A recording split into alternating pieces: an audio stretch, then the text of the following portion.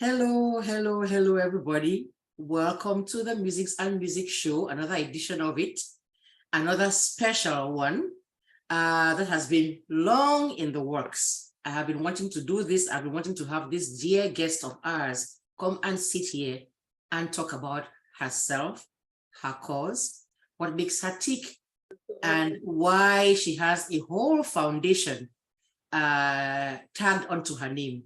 So welcome everybody, stay with us. This is EGBE MBIWAN MONJIMBO, and I'm coming to you on Vosaworld Radio. I'm going to go ahead now and turn things over to our guest so she can explain to you who she is in a nutshell. Thank you, Auntie EGBE, for having me on your platform, especially at this critical time of the year for us. I'm so grateful, and my apologies for all the other times I haven't been able to make it. Let me just a disclaimer on her behalf. None of it was ever her fault. Things just didn't work out right, and sometimes since we're going there, sometimes she just wasn't well enough to get this done. So it wasn't ever your fault. I'm the one that's grateful that you're here. Go right ahead, please. Thank you. So my name is Iya Bekondo GRANATELLA, and I'm originally from Limbe, Cameroon. I currently reside in Massachusetts in the United States. By profession, I'm a quality assurance specialist in the pharmaceutical and biotechnology industries. I'm also very passionate about kidney health awareness. And so I'm also a recipient of a kidney transplant by my mother, which we're going to talk about later, I'm sure. And I'm currently back on dialysis, but I'm also founder and kidney health advocate for the Iya Foundation, which is a registered nonprofit organization based out of the United States, but also has a branch in Cameroon and in other parts of Africa. What our foundation does for the main part is that we promote kidney health awareness, we promote organ donation, we partner with dialysis clinics in different areas to support them. We provide auxiliary services like mental health counseling to kidney failure patients. We have different programs. We have a food security program. We have what we call the Genesis Fund, where we support dialysis patients with their treatments, those who are in need. We do laboratory testing for these patients at a significantly discounted rate. So we pretty much want to bring kidney health care accessible to the people that need it. And we also promote prevention by doing a lot of healthcare screenings around different communities, testing for diabetes and hypertension, obesity, which are like the leading causes of kidney failure and chronic kidney disease. So in a nutshell, that's the work that we do at the Iya Foundation. A lot more goes on, like research and advocacy, but I think I'll go with the flow and we're going to add on to that as we go on. Yeah, that was pretty much an unfair question to ask you, to try to put who you are and what you do in a nutshell. There's no nut big enough, no nutshell big enough for you to cram all the things that you do into a nutshell, because you stopped and talked like that, but you haven't done the half. And if I took each one of those facets you mentioned, it's a whole big thing on its own. But I stand in awe of what you have done. Look, I don't know how God functions quite that, but I think he gives people things that he believes that they can handle. And I don't know that I have seen as many people take something that comes their way and do the biggest lemonade jog. We're not just making lemonade, we're making raspberry lemonade. You've gone into ice cream and you've done. It sounds funny and really awkward, but he couldn't have given this to a better person to handle and take it and be an ambassador for it. Because I know that I'm saying giving this is as if it's almost as if it's supposed to be a gift, and we know it's not. It's not a joke. It's not to have this. I'm sure you'd be sitting there saying, hey, I'd rather not have this calling Could you give me another calling, which would just be to sit somewhere and look pretty? That would be my calling. But I haven't seen anybody take what has come their way and turn it around and use it for the good of so many and just do what you're doing with it. I stand in awe. This is my bow. Thank you, Auntie. At this point, I don't even know what my life would be like if I didn't have this, because we've been doing this for more than 10 years, maybe 12, 13 years. And no, what am I even saying? For about 15, 16 years, because I had my transplant for 16 years. So and it was. So you know what, because I say I'm jumping ahead of myself. I'm this excited to just finally have you here. I'm jumping ahead of myself and assuming that people know where all of this is coming from. So let us just go all the way back to the very beginning. Okay. I know that they heard you say that you had a transplant, but how did this all start? Let us start from that beginning. Just tell us the story. Okay, I'm gonna start. Try to not summarize too much, but understanding that I can't take too much of your time. I'm fine. Yeah, so it started all the way, like I said, my hometown is Limbe, Cameroon. And as a child, I was fortunate to have a mother who was in the healthcare field. My mom was a registered nurse. So it so happened that I started to have edema in my stomach and in my face. So for people who don't know what edema is, concretely swelling, yes. Yes. So I started to have that swelling. And my mom, because I wasn't in any pain at all, it would have just been puffy eyes and that would have been it. So when my mom realized that something isn't right with her daughter, so she had brought home some albu sticks to test my urine for protein and albumin. So when she tested it, it was positive for protein. And that's exactly where my journey started, because she took me to the hospital. And when she did, through numerous testing, it was found that I had nephrotic syndrome, which is pretty much when the kidney is releasing excess amounts of protein. The kidney is not supposed to, it's supposed to filter protein into the blood, but it wasn't doing so. It was allowing protein to leak out into my urine. So that was nephrotic. So it was managed for me. Usually they don't do much with it except give you steroids like prednisone to manage.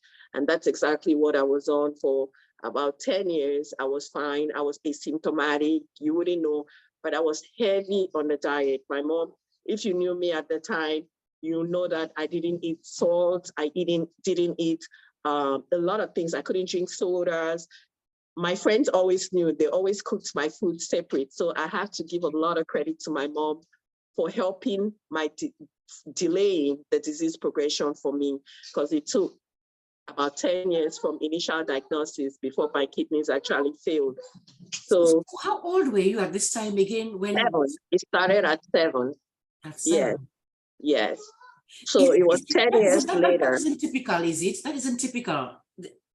Or is it? It is quite typical for a lot of kids. But because people are not getting diagnosed, they don't always know. Yeah.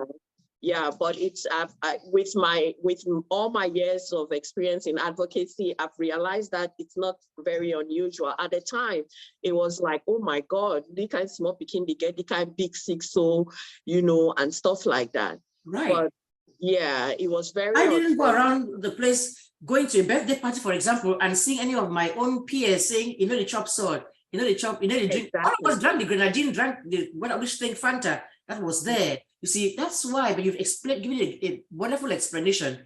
We just didn't know. Those people may have been there but not diagnosed. Yes.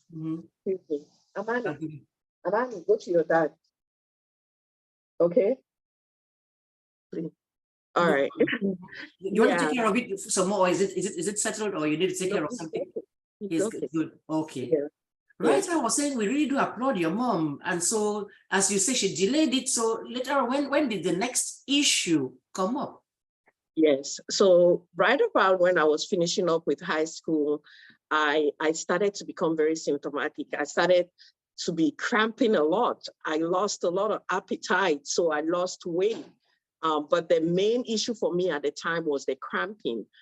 And I would come to find out that it was because I had, because my kidney were not functioning like they should, a lot of toxin build up, you know, and I was also having that metallic taste in my mouth.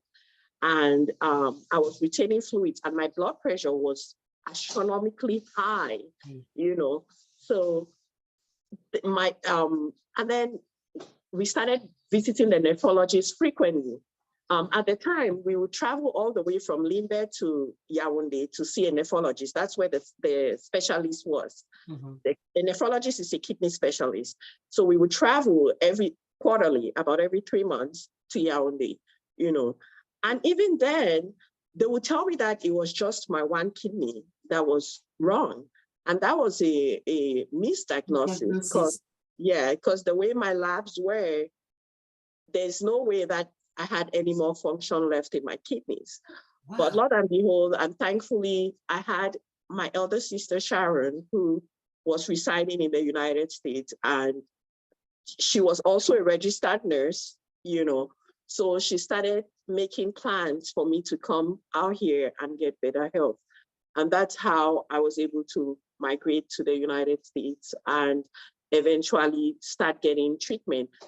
And while we were in the process of us making appointments, I literally passed out at home. After I had moved to the US, this was in 2000, I literally passed out at home. We already had an appointment, but I passed out and I went to the ER, and I woke up and I had a dialysis access already put in. I had to do emergency dialysis because that's how bad my kidneys had failed, you know. So from then on, I started to do dialysis. I did, dialysis is a renal replacement therapy. When your kidneys fail, there are only two ways of sustaining life. You either do dialysis or you get a renal transplant. So at the time, I was able to get on dialysis. I did what they call peritoneal dialysis.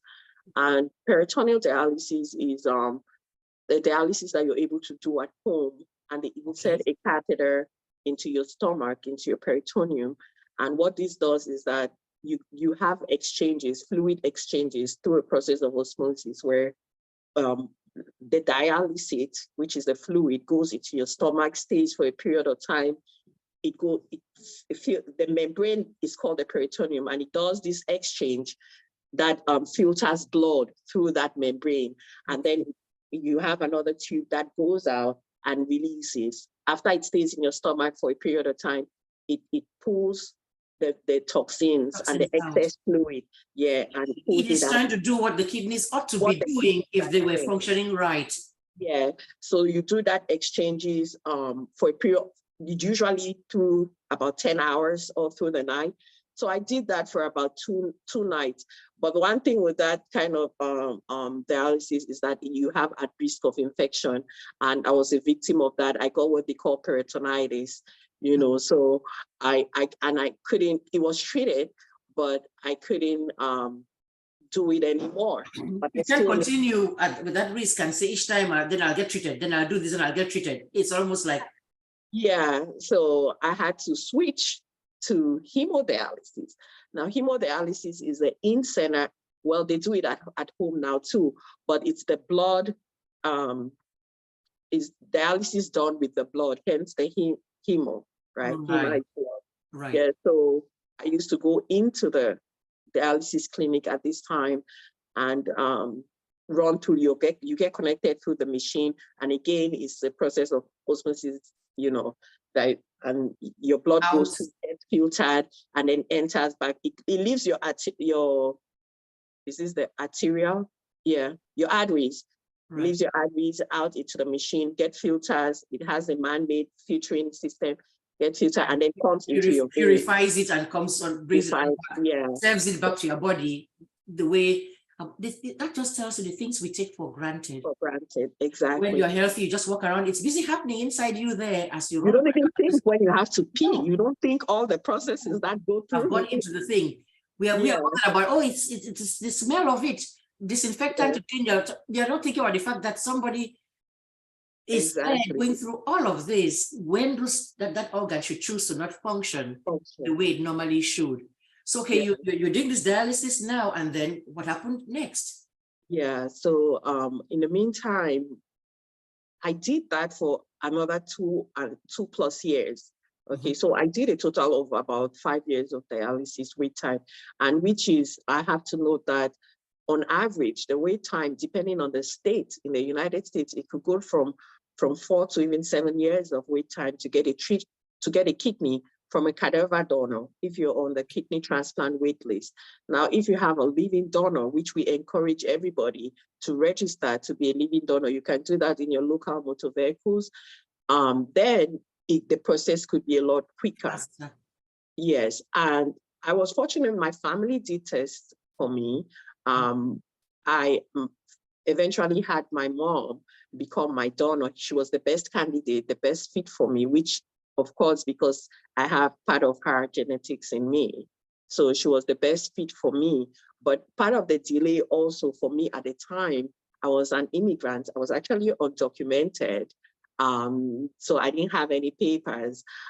We didn't have money. I couldn't work, so it was, so the delay, I had to also, even though I had a donor, I had to figure out a way to get money, because I would need to be on immunosuppressants, on anti-rejection drugs that I would have to take for the life of the kidneys. Right. So those drugs can be very expensive. I needed money to be able to provide for that. At the time, the hospital had given me charity care, so they would be able to cover the surgery itself. And the donor is waived. All donor expenses, medically connected to the transplant, they don't pay for it. It would be under my charity care. So, yeah, so I had to find a way to raise that money. They needed at least $30,000 for us to even schedule a transplant day, a surgery day. So that's how come I was able to stay that long waiting, even though I had a living kidney. You don't already there, but then, yep, certain things there to be taken care of, to be done. Yes. So, but I've been blessed along. God has always sent destiny helpers for me along this way, because even at the time, I was able to enroll into a community college. So while I was there, I also am somebody who has a love for serving. I'm kind of like a service leader. So I love volunteerism and all that. So while taking courses at my community college, I had registered with AmeriCorps. It's like a national volunteer program. Okay. And yeah, so I would volunteer, I would train, I would tutor after school program kids at their after school. We had like environmental clubs that I would clean the shorelines and all that, go to assisted living spaces, we'll go to soup kitchens and serve food to the homeless. Right. So I was part of this, extinguished group of people who love to serve. And so, it kept me going. I mean, I grew up being part of like YP and all that. So I loved groups. Service has always been but it's almost like part of your DNA too now. That's what you do. Yes. So it was during one semester when I couldn't make it to school because my health was really challenging. I was struggling and I couldn't register for that semester. So that community, and it was led by, now he's of late, he's like my mentor. He was a huge mentor of mine. We thank you for them. Yeah, Professor Donahue. It's so sad that he passed, and he actually committed suicide, which is so sad. I always have to remember him because he played a huge role in guiding me and mentoring me through college and through introducing me to civic engagement and all that, so if you're hurting someone, please talk to somebody. Right. Talk to somebody. In the middle of all of this too, as you drop those little things, I cannot help but say, let's just pause, pick up on that. Somebody that good, that fantastic, somebody's mentor, still had whatever is going on. You should have seen his funeral. He did so much good for somebody to give so much of himself and then still feel so empty enough to take their own life, it can tell you that this world is just, I don't know. We say in pidgin, the world no balance, you know, for real. No balance at all. Yeah. Of all people, but then, as you said, you drop that in there. It's very important. I'm a teacher too and have that, and we are told to make sure that we look at these kids that come through our doors. Sometimes we had one just 2 weeks ago on our football team. You know, this football people are supposed to be the ones who are the people who matter in high school. What can possibly be bothering you? Those kinds of things. So let us be mindful too and watchful and see, because sometimes it's not easy to tell. Not everybody carries their issues on their head that you see and spot. So for what it's worth, I'm glad you dropped that in. Yes. Go right ahead. Okay. So so Professor Donahue, he reached out to me. He's like, "Yeah, what's going on?" And I said, well, my health, I've been on dialysis and I've just been struggling a bit more than usual. And they scheduled an appointment and came home to see me. And I remember 3 of them, Professor Donahue, Diane, and Isel, and they came home to our apartment at the time I was sharing with my mom. And that was how the Iya project was born. So I'm actually the very first beneficiary of the Iya project. So the name was not just, the name is just a continuation of something that started with me and a foundation to make it an umbrella term to accommodate all the services that we would in the future provide, you know. So so did you know at that time, it's that little apartment, what it will grow into? So much, exactly. So the Iya project was born, and what they did, we started organizing different forms of fundraisers. Oh my God, we had a walkathon where we would walk. That's why I've learned so much around this journey. A walkathon where you would walk a mile, somebody would sponsor a mile of what you walk for like $5 or $10. We had a golf tournament where people paid to come and play golf. We had my story in the newspapers. We coordinated with my church, First Presbyterian Church. Hi. We coordinated Shout out. Yeah. And it was a lot of commitment by these people for several years. This is within those 5 years that I was waiting. So they really, really stood by me. My community stood by me. Middlesex County College, Middlesex County Township, you know, they all stood by me, First Presbyterian Church. And then we were able to raise that money. So we raised about $40,000 through a period of about two to 3 years. Okay. Amazing. Yes. So my transplant was finally scheduled, and I was able to get my transplant in September of 2005. And that's how, you know, my life was given back to me. My amazing mom, Rose Iya Bekondo, was my donor. She birthed you the second time over. The natural birth when you were really born, and again this time. Yes, I'm so grateful, forever grateful for her, because I had friends during dialysis that their parents bailed out on them several times, that they would even schedule and then they wouldn't show up, you know. So my mom never blinked an eye. So, and she's gone through so much with me in this health journey. So many things were said, you know, going back in Cameroon, a lot of myths, so many things, you know. Who's behind it, who's causing it, who's doing it, yes. All of that stuff, which only just helps to complicate matters even more. And get there. And I noted, I caught, sorry. Can you calm down, please? That's the other side of her. That's a mother. Yeah.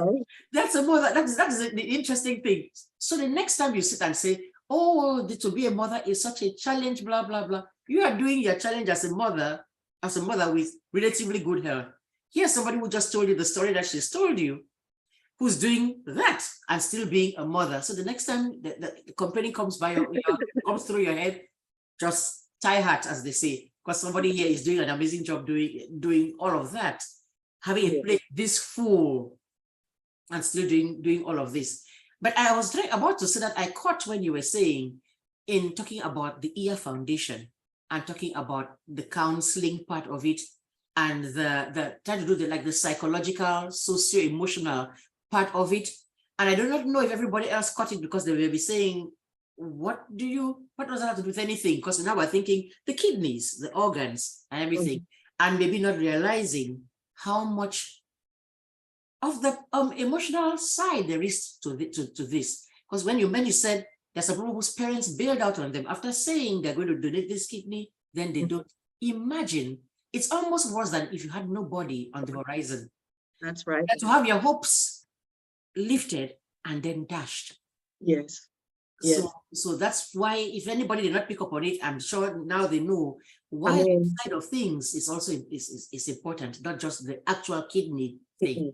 Oh, it's I could go on like and on that, because it's a lifestyle change. Just being told that you're gonna have to be dependent on a machine for the rest of your life.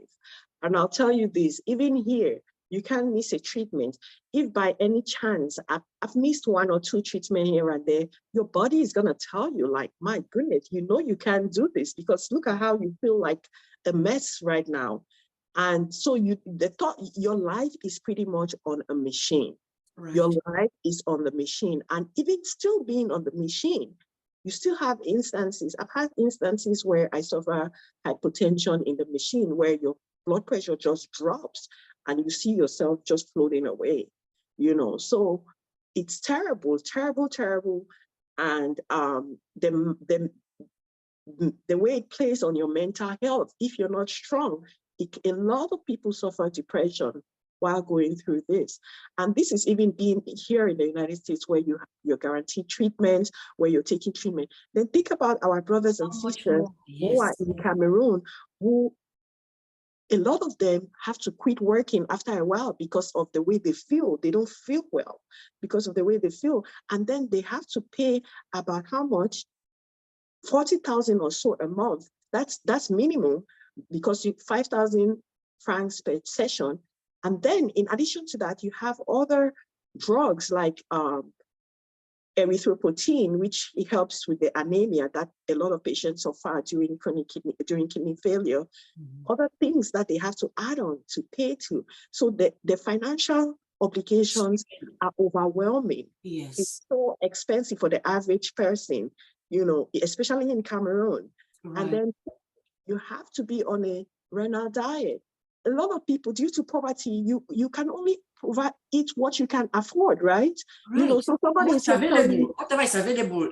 Whatever is available, that's what you're gonna eat. So somebody is telling you, oh, you can't eat who's the money they way they will take and go to buy all the healthy meals the way the healthy is actually expensive. It is. It is. We know that even here, you want to buy organic, it's twice as expensive as the average GMO that you eat. When you say McDonald's is doing the $1 meal, that's of course what is better, more affordable than for you to go now buy 1 carrot. I say 1 carrot in a little plastic bag.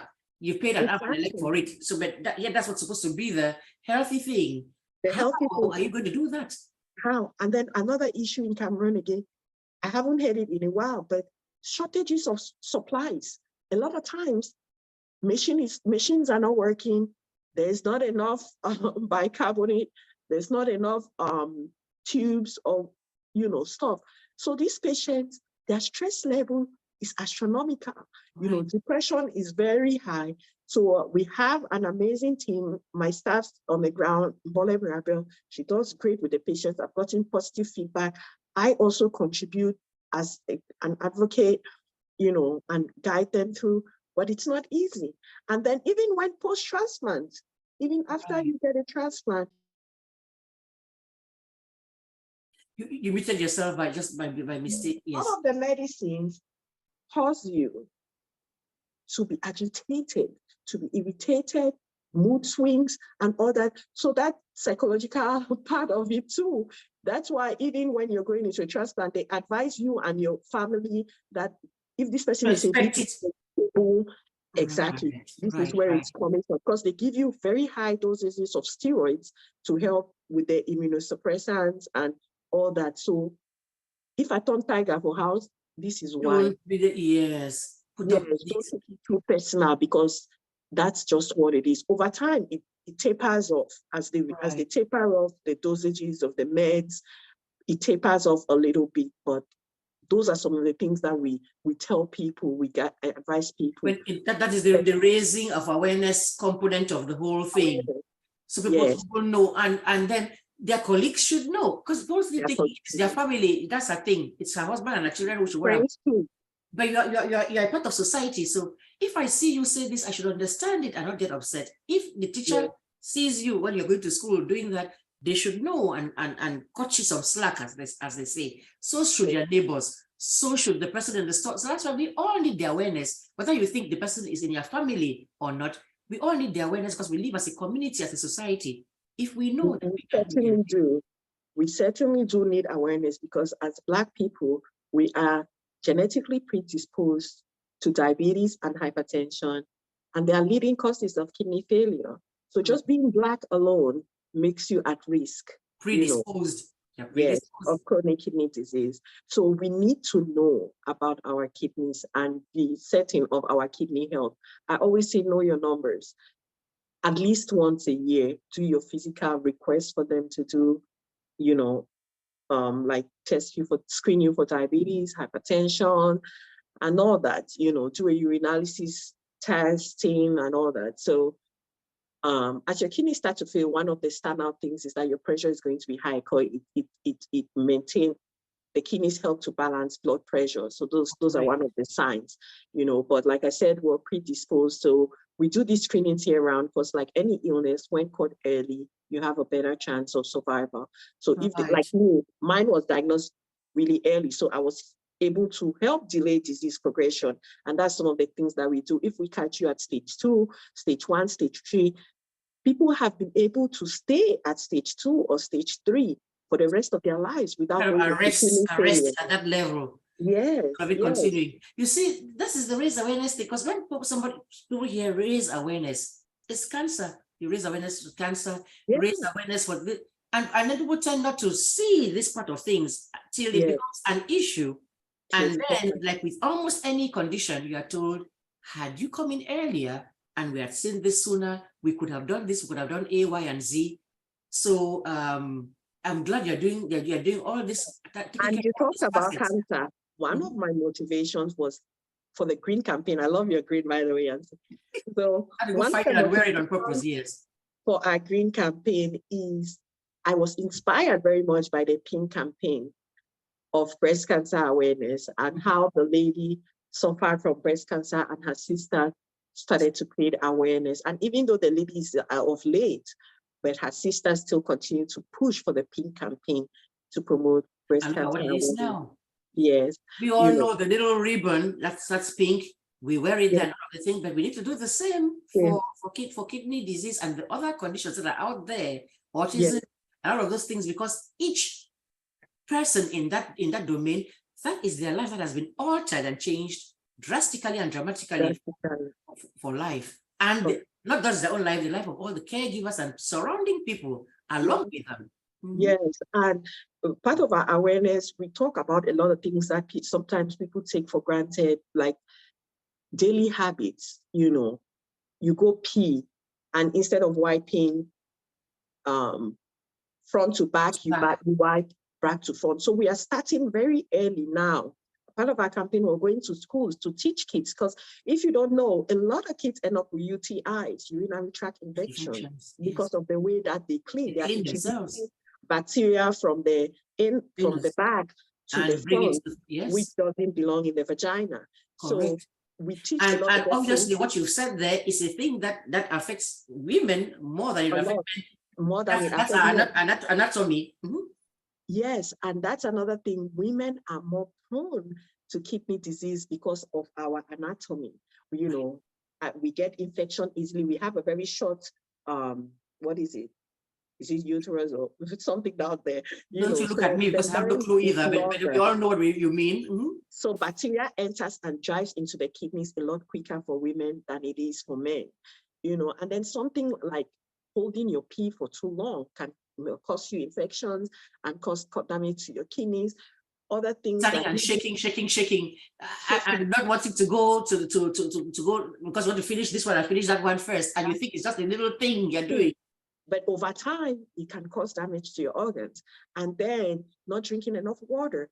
we need to hydrate, we need to hydrate enough, drink enough I used to do that because since I teach, I'll say, look, I don't like public restrooms. I want to only make sure I go to the restroom while I'm at school just one time. So let me not drink much water because I want to go. Till I'm like, who are you kidding? Do you instead want to be sick and have a major problem than to have gone to just use the restroom there? Now I make sure I take that water with me. Yeah. But that's the awareness. That's the awareness, yes. So you want to drink water, and some people are, especially in the United States, people will drink juice and think soda and all that, but you need water. How many percent of your body is in? 90% or 98% of your body is water, so you need to drink water, to keep yourself hydrated. And then not treating your infections. Somebody will have urinary tract infection, which is really common than a lot of people are willing to accept. It's very, very common, especially for us women. Right. Your urinary tract infection, and because if left untreated for long periods of time, the infection is going to migrate into your kidneys, and you don't want that, so those are, especially this year, we've done it in previous years, but we're really targeting schools from 2 kids, from 3 kids, to teach them early so that they are really aware of these things, especially those in boarding schools. In boarding schools, exactly. Because you're not there, your own mother's not watching you. Yes. Yeah. So yeah. No, thank you for doing that. So, okay, so where are you now in the whole process? You got the transplant from your mom, and so end of story and life happily ever after, or what exactly? So life was really good. I traveled a lot. I was on a high. I went to school. I have 2 master's degrees. I've been working. I'm a quality assurance specialist, doing my thing and stuff. And life hits me again. So I finally started to lose my kidneys again. It was a huge blow for me. I struggled. I was in denial. I tried to go hard on my diet, but it's just one of those things that the disease comes back, and it just does what it does, and you can't really do much about it. And on average, so like I said, dialysis and transplantation is not a cure, okay? It just sustains you. So, because that's what I was waiting for you to say, because some of us think you got when we hear transplant and it worked out well, we're like, okay, goodbye, the problems are all behind you. Right. There are people who have had 2 transplants, 3 transplants, and some people it doesn't even work. It rejects like the following day. So let me talk a little bit about that rejection. So when you get a transplant, you're supposed to be on those anti-rejection, or also called immunosuppressant. And what that is that your body has its own genetic markers. So when they take an organ from somebody else and introduces it into your body, your body recognizes that there is a foreign object or organ in their body, and they try to get rid of it. Fight it, yeah. They fight it. So they're giving you these medicines called immunos to reduce your own immune system, your own natural immune system, from kicking out this foreign organ. So that's why a lot of times after your transplant, you are at very high risk of infection, just like a person with AIDS would be. You're very high risk of infection. Anything could make you severely sick that could cost you your life. So they have you, even while you're home after the surgery, anybody that comes around you has to wash, you have to wear a mask, you have to they advise you not to go to public places too much, at least for the first 3 months, where the dosages of those immunosuppressants are extremely high. Over time, they taper it down slowly over time. But during those initial stages, it's very high. So you have to be on those. And sometimes what happens for some people, when you don't stay compliant on those meds, then you could lose your kidneys, because you start to feel so good, you forget that you have your life is dependent on those drugs. Right. So you forget. Your body has still not adjusted. Your body still is struggling. It's working because you're keeping it, because you're taking all these meds, That's what is causing it to be working. That's why you feel good, because you are taking the medication. I do not know, we humans, we are something. The same thing happens for mental health. Somebody's Yes. taking the things to, and that's why you're now acting okay in society Okay. because of the meds. Then you Yes. say, okay, I'm stopping the meds. No, You're that's what's okay. keeping you going. Okay, keeping you going. Yeah. So yeah. So but that wasn't my case. What happened with me is just that my own just naturally came back. That's Right. what they explained to You me. followed, you did the right I thing. always follow my regimen and all that, So, but I also like to add that the average lifetime of kidney transplant is like 15, 16 years. Now you have outlier situations where they could be up to, I know people who have their kidneys for 30, 40 years, Right. and I know They're people the exception. they are the out exceptions.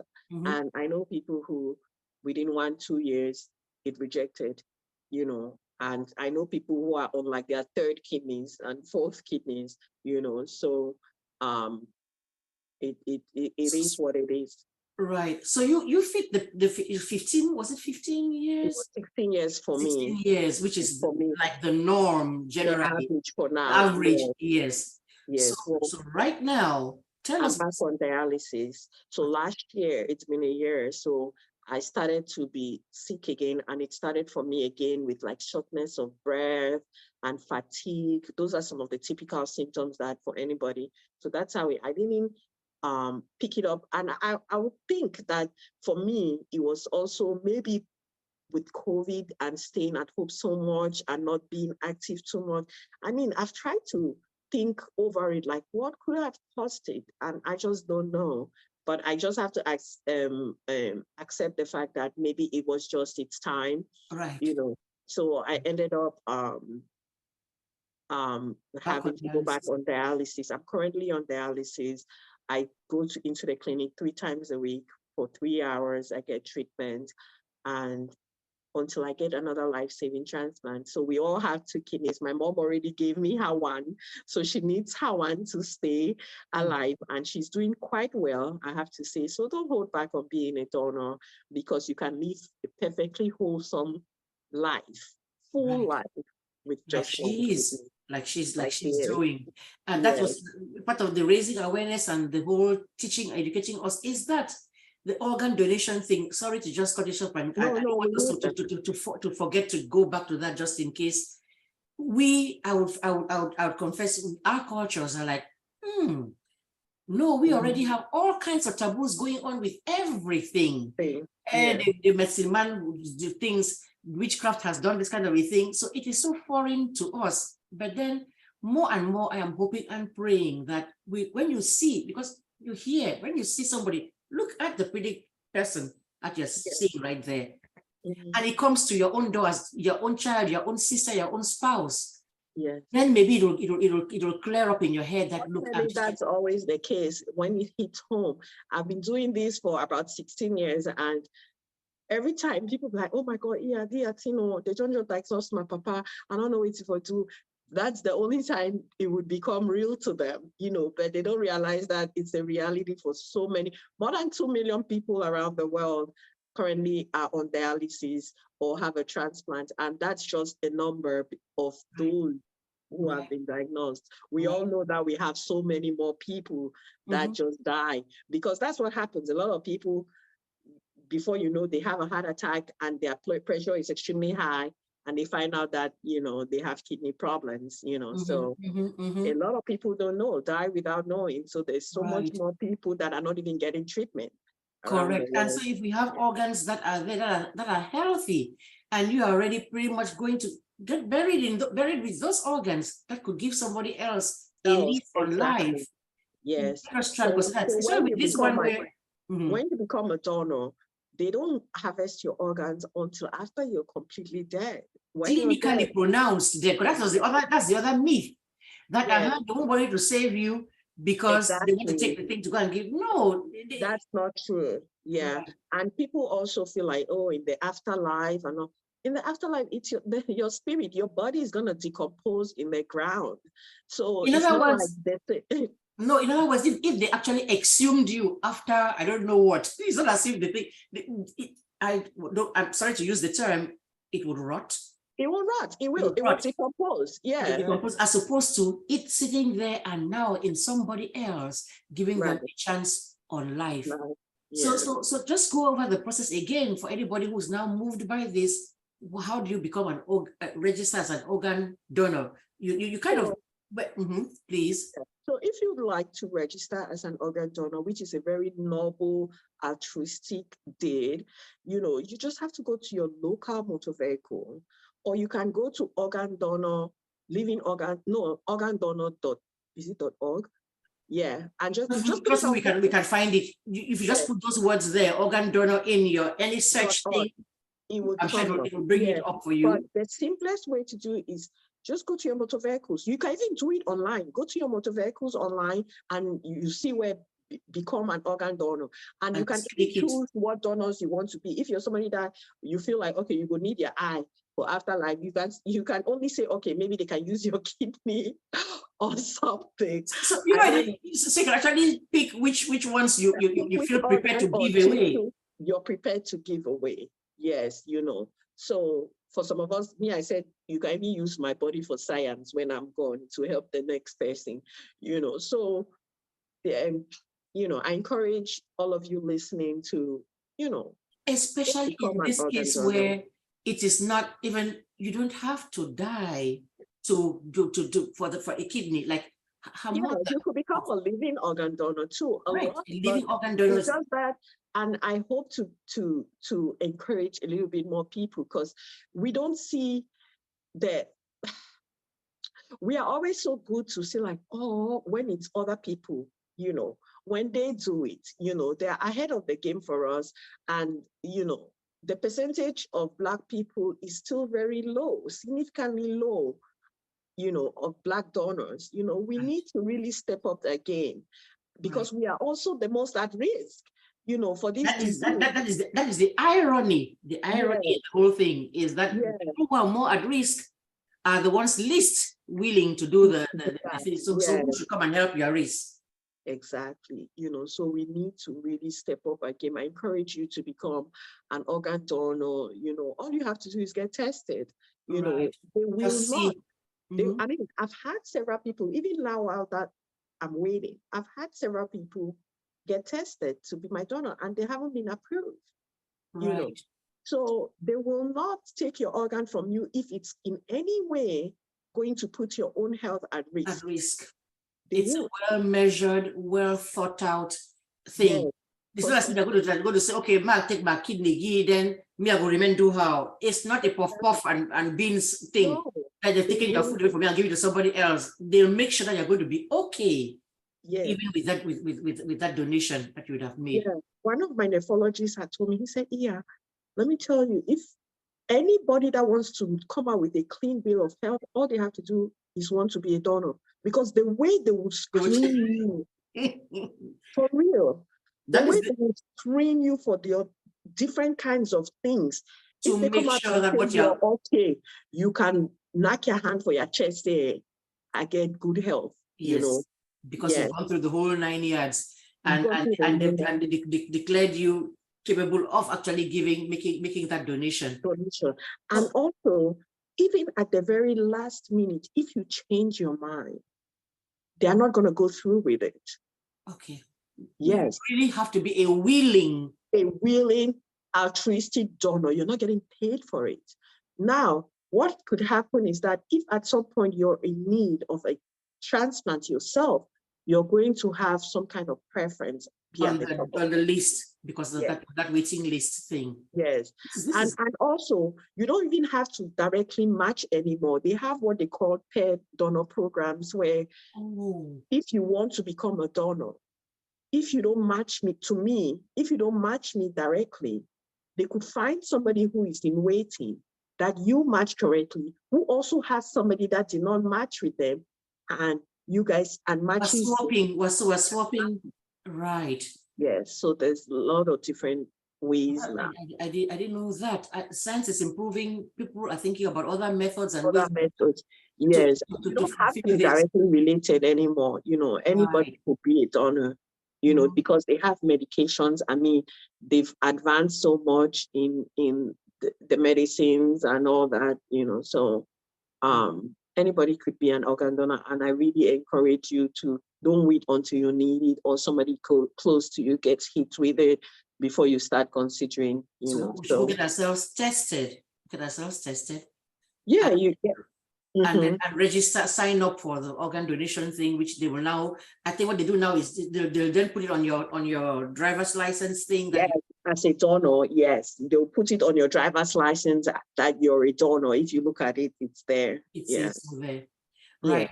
Okay, but we talked about the organ donation. Let's talk about donation. That's how it's people's goodwill and raising of funds that saw you through the very first time when you were as an immigrant here, trying all of that stuff that people put together. So now somebody hearing this says, I want to help. And because these are all tax deductible things, because you're giving to a not-for-profit thing. When time for taxes comes now, you take your receipts and everything and file that too there. So what is it that somebody sitting here now who may even say, let me just even go and stop listening to this show for 1 second, go right away now, and they want to donate to the Iya Foundation because of all the work it does here in the United States and even more in Cameroon? Yeah. What should they do? How do they donate? Yeah, so we are 501c3 tax exempt. So you or your business could donate to us and you'll be able to deduct that while you file your taxes, like Auntie just said. So, and now especially is our green campaign for kidney awareness. March is Kidney Month, so we go all out in creating awareness, promoting kidney health and organ donation. If you go to any of our platforms on Facebook, you'd see us as the Iya Foundation Kidney Resource Center. On Instagram, you find us as the Iya Foundation Kidney Resource Center. On TikTok and even on LinkedIn, you can find us. And we also have a website. Our website is www.theiyafoundation.org. O-R-G. And by the way, Iya is spelled I-Y-A, as in apple. I as in igloo or ice cream, Y as in yum, and A as in apple, so that you know what it is you're looking for. She has done a fantastic job of just any social media handle, anything, she's on there. Look for it, you'll find it. You can't say, I was looking for it, I could not find it, that's why I did not donate. That would be a clean, bold-faced lie, because it is everywhere. And our cash app is the Iya Foundation. And if you want Zelle, it's 732 485. Say back after you, 732 485 7052. 7052. This was Zelle. This for Zelle, yes. 732. And it's also linked to the Cash App. Okay, so it's the same number for the Cash App as it is for that, makes it even easier. So if you're doing Zelle or Cash App, it is 732 485 7052. Yeah, and if you want to go to our website, we've been updating our website, the iyafoundation.org. You can also donate through there. We have PayPal tied to that. So if you'd like to support us, I also encourage you to follow us on our website, on our social media handles. We're distributing a lot of information that, could help you or your loved ones. I saw you doing the kidney thing. What was it the last one I saw, the kidney? Yes. It's not going to show from here. That's what I'm trying to put it here, but that's the kidney thing. I saw that and I'm like, look at Iya. Please, people, I just beg you. I don't mind using the term beg. Honor this lady. If you for nothing else, you don't just want to be a humanitarian who's just doing the right thing for the right thing's sake. Honor this lady who has fought for her life, who has had this is on her second life because of the rebirth and everything. She told you heard her. It's not a joke. She said 3 times a week. Yes, for 3 hours. She has taken the time to come and sit here. Put that lipstick on, look like she's looking there to do this. It is a sacrifice. It's already. And I have a catheter right here. Right there. That's my access. But when you see her dancing in little clips, doing all of those little things, I'm sure I meant to put it here, but I'm doing it here just for now because I'm sitting here. You can see the top of me. Yeah. Let's just honor it. And there's no such thing as this. We have challenges going on. We encourage you to wear, during this month of March, wear green on World Kidneys Day is March 9th. Yeah, you can wear, a lot of us are going to be wearing green that day. So you can join us that day, or you can join us any day else in March. If March 9th is not a good day for you, another challenge is just show your kidneys, and you can take a picture and just share it with us. It doesn't have to have your face on it. You can take a picture to join us, to add your voice. Where do they share those pictures to? Where do this?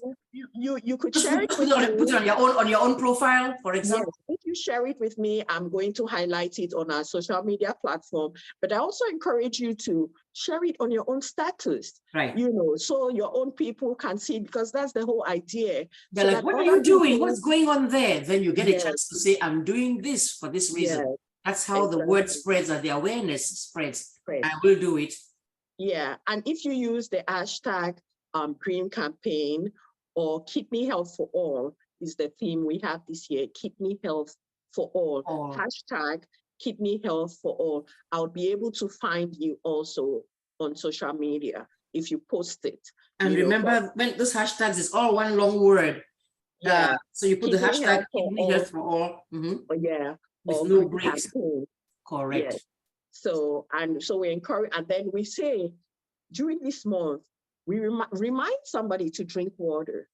Remind someone, just say, have you drank your water today? And then it will spark a conversation like, okay, why? Well, protect your kidneys to help you flush toxins out of your system, to help you cleanse and all that. So asking you to remind somebody to drink water, or asking you to show your kidneys, and we're asking you to wear green, and then go donate physical cash. If you can't do any of that, and you support us with a little something. And there's no such thing as the thing is too small. Nothing is too small. I mean, we have a walk. We're gonna have a World Kidney Day walk in Boya. Last year we had more than 500 people. It was amazing, amazing.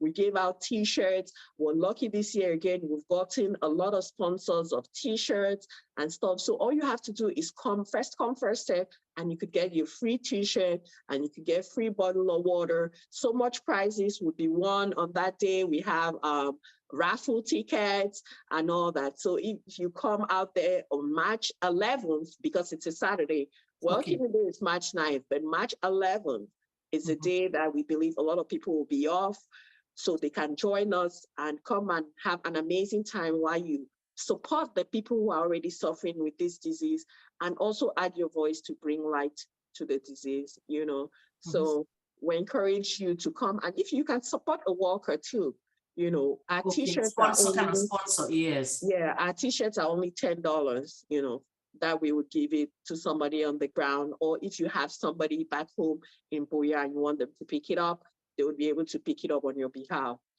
So we encourage you to please join us this March, in any of our activities. Be a part of it. Right. Participate with us. You should be able to say that I did my own bit in all of that, one of this variety of ways, more than one way if you can, but something that by the time the month ends, you're saying, oh, here's what I did. For Kidney Awareness Month. This year, I either donated some money, no matter how small, no matter how big.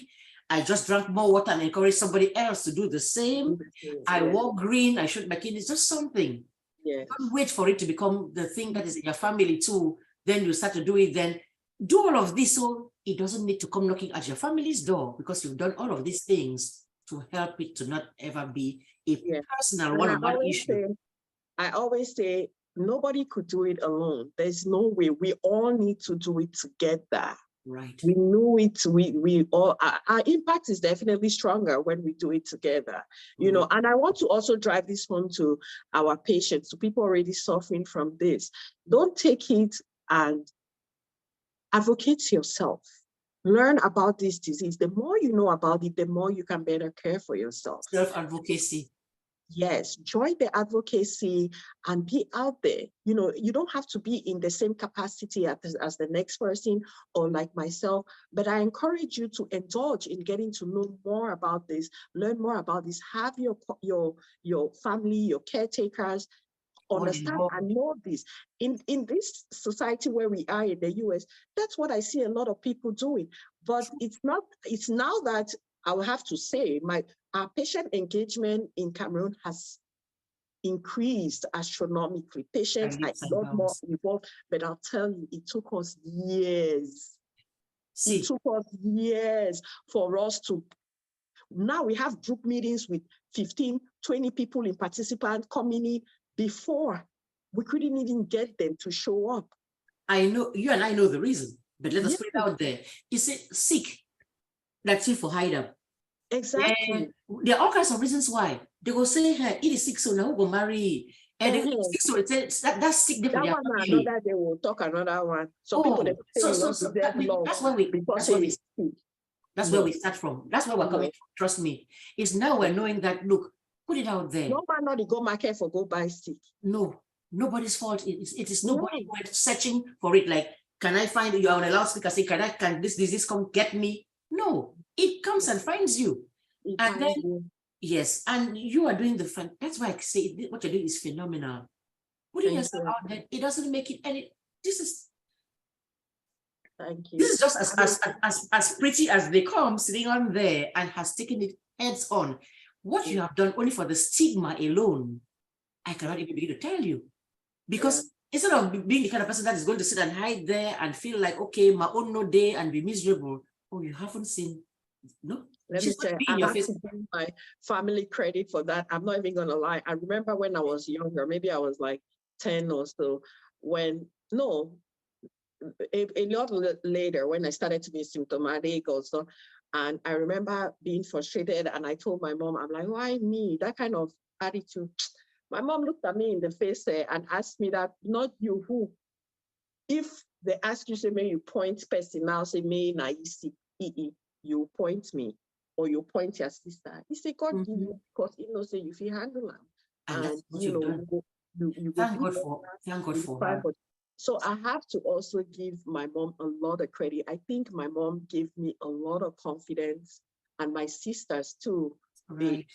I'm telling you, there are times when I would look in the mirror, because dialysis takes a toll on you, especially initially for me before. Now I've learned to manage myself. I know how to control a lot of things. I'm a lot more older and have a better understanding. But then, you know, when you're younger, you're a teenager, you struggle with self-esteem, how you look and stuff. And sometimes my eyes would be so puffy and stuff. You know, I was I was more on the thin side. I was so skinny and stuff. Your eyes would always be red, especially when you're on dialysis. So, you know, the stigma with body image for for normal girls with no health issues. How much more? Tell you, my sister Sharon, when she took me to the store to get a dress, oh my God, Iya, look at like a model. Models don't come like this. So and then I remember there are times when I'll be looking at myself like, which model? In my mind, though, I'm like, I don't think so. Models are very fine. They're so beautiful. Look at me, I'm just thick and lanky, but the way they will beef me up and boost me up. Till you believe it. That's how I'll be posing. There you go. That time I will go and put myself in the picture. So I think that's what our loved ones are for, they help us be better, no matter what. They boost our self-esteem. So I think, our confidence. And I have to say, our partners too. I've seen a lot of people who have been diagnosed with this and their partners have left them. And, they've gone through depression. I belong to a lot of support groups. I encourage support groups because sharing helps a lot of people. What you could think is like, what is going on with me? Somebody has experienced it and they can explain it. So I really believe in support groups. But I also, in this second phase of me going back on dialysis, I really want to give a shout out to my partner, KK. Hi, honey. He's been very amazing with me. This man has loved me unconditionally and boosted so much of my self-esteem. And, all of us have that moment where you feel, I'll wake up one day and I just feel like I'm so bloated and so, retaining a lot. I'm not looking like myself, but he'll just make you feel so good and just love you, not any less. And so I encourage partners out there, like if it doesn't have to be kidney disease, anything that they are going through. You know, when your partner is the weakest, it's just that time when you just really have to hold their hand and Be there for them. be there for them. Those vows we take, at the time you're only saying them there, just live for better or for worse, in sickness and in health. Most of us are saying it and you're thinking only about the health part. They say for richer, for poorer, you're only the richer part, the health part and everything. Yeah. And seeing that there's a possibility of that other part. That's why it is in the vows, because that's what they're saying it for. Yeah. Tell him, I said, God bless him. Yeah. And may the same God and inspire the rest of us who are there, who have been placed around you for a purpose. You've been picked to be there so you can actually do that. Oh, so they can actually come and be there. So the worst thing you can do is to have been placed next to somebody like that and then not abandon them. And it happens so much, even in this country. It's sad. Every time I come across one of those stories like my partner left me as soon as I was diagnosed, they said they won't be able to deal with it. It's too overwhelming. You know how these Oyibo people are so blunt. They say it's too overwhelming and they just leave. They don't even take more go. They actually tell you to your face, this is the reason I'm out of here. Yes, you know, so I really applaud all those who, there was a lady in Cameroon, oh my God, that lady, her husband is of late now, but she stood by her man. This man was blind, he was diabetic, and then he had kidney failure, and they had to come all the way from Bafang, somewhere in Bafang, and they were coming in Boya.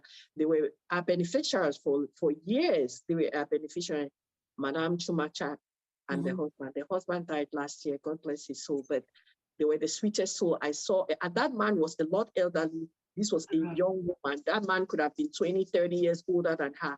But there's a special place in heaven for them. Yeah. It's a special special quartier in heaven for people like that. And it's a lesson. It's a lesson for the rest of us watching to say it can be done. People have done it. And that's the whole thing about you having the support groups. Support groups, please, people. Don't take your sick, hide it to sit in the corner. And you one day, trust me, if you get them, no say plenty people they get them too. And when we support each other, exchange ideas, you know. So people, especially like this food thing, that's a big thing that we do in our support groups, especially in Cameroon. What to eat, what to eat that is good for you. You know, what portions. Potatoes are not good for you, but you know what we do for those who eat potato? You go steep them for like long hours of time, maybe 24 hours, and then you drain the water, and then you boil, and while you boil and you drain the water, so you can attempt to eat, to enjoy potatoes. If you very much like potatoes, you can attempt to eat. That's something you can learn instead of just eating the potatoes. Like that, and it's harming you. Yes, so you do that leaching where you dip the potatoes in water, let the potassium, because of the problem, yes. So you have the potassium leach out of the potatoes into the water before you try to prepare it. Yeah, so all those ideas. Little things, yes. When you're on hemodialysis, you're not supposed to drink a lot of water. Like this could be it for me, 4 ounces of water. You're not supposed to drink a lot of, this would be like, this bottle would be it for me for the whole day. You see. Yeah. Some people perish for the lack of knowledge. This is something. Yes. This is for people on dialysis. If you're normal, you don't have to restrict to this. You have to drink, I think, at least a liter or so a day. You know, so, and then so now for what we would advise somebody, some people eat ice chips when they are very thirsty. They can just suck on ice or they actually chew it and crunch it. Yes, or just suck on hard candy, you know, and it could help to, you know, take away that urge for you to drink so much, you know, and then of course you reduce your salt intake because salt makes you drink a lot of water. One of the things I realized with me is that when I'm thirsty, I try to eat my full meals. When I'm thirsty, I realize that I'm starting to get hungry, right? So I will eat my meal, so it fill up my stomach, and I don't have to drink too much water after that. Yes. So those are the kind of ideas that we exchange with each other. You know, what works for this person, maybe it might work for you too. Try it and see if it doesn't work. And then when you do something that you notice works for you, you go share it the next time and say, this is how I do. The same way, everything works better if you talk to somebody who's been in the thing from marriage to somebody. That's why you have somebody who's been married 30 years. You're like, oh, blah, blah, blah, blah, blah. You've been married 2 years. I'm going. You go talk to the person who's been married 30 years. They laugh. I beg, mommy, sit down, let me tell you. Exactly. That's so true. They're telling you from experience, this is how the thing is in everything. In a profession, as in an office. What they say, a problem shared is half solved. It's halved. Just like the joy shared is multiplied, problems shared are halved. Yes. So yeah, it's always such a pleasure talking to you, I tell you. You are such a hopeful, inspiring person. And I just know, and I kept on praying that that donor will be found, that match will be found, so that you're going to be back on thing and not have to continue with dialysis. You're going to I want to travel. My biggest thing is travel, even though you can travel on dialysis, but it's not the same when you have your freedom and you just wake up and go, you know, without having to think and do logistics on what to do and stuff, you know. Yeah. We wish that for you. We pray that for you. We are waiting to see the next pictures of you somewhere on any other place that you put on your bucket list that you want to go to, on top of a mountain somewhere. Follow me, guys. Follow me. My number is out there, 732-485-7052. I'm always sharing stuff. Reach out to me if you need to have any questions. She's a breath of fresh air. Trust, she really is. I'm telling you that I see the things, I see them, I smile. On my good days. On my good days. That's the thing, yes, because you do hear, that is why this is such an effort that you've made. Because you remember the last time we had this, I called and you said, it's just not, you left a voice message. Yeah. I said, I just prayed over the message, prayed over the voicemail and said, yes, but the days, this is just a passing thing. This too shall pass. She'll still be able to, which is why when you said, can we do today? 12, I'm like, okay, then I will run after church. I'm like, no, bye. I have my place I'm going to. So thank you. Thank you. Your husband for me, thank the children for me, for you to take this time and dedicate to us. I won't take up much more of your time. You've covered a wide range. And whatever I've not covered, please go to the website, go to Twitter, go to any place where you see the Iya Foundation or the Iya Project. Yeah, the iyafoundation.org. iyafoundation.org. And I'll just leave with this parting shot that, you know, lifestyle modifications, if you've been diagnosed with kidney failure or with chronic kidney disease, lifestyle modifications can help you. And if you've not been, there are key things: drink your water, cut down on your sugar, cut down on your salt, everything in moderation. Alcohol, please drink in moderation. Tobacco products, cigarettes, all that, use it. If you can, quit. If not, use in moderation, please, and control your diabetes and your hypertension. If you've been diagnosed with any of those, take your meds. Take your meds, because if left uncontrolled, it's what will put you in that dialysis chair. And that would be all. I thank you so much, Auntie, for having me. It's such a pleasure of me. This is my life's purpose, and thank you. Yes, I'm very grateful. And I wish you only the very best. I know with that kind of hope, God is going to reward it. You'll be just fine. Amen. All right. My love to your family. Take care. Take care. Bye.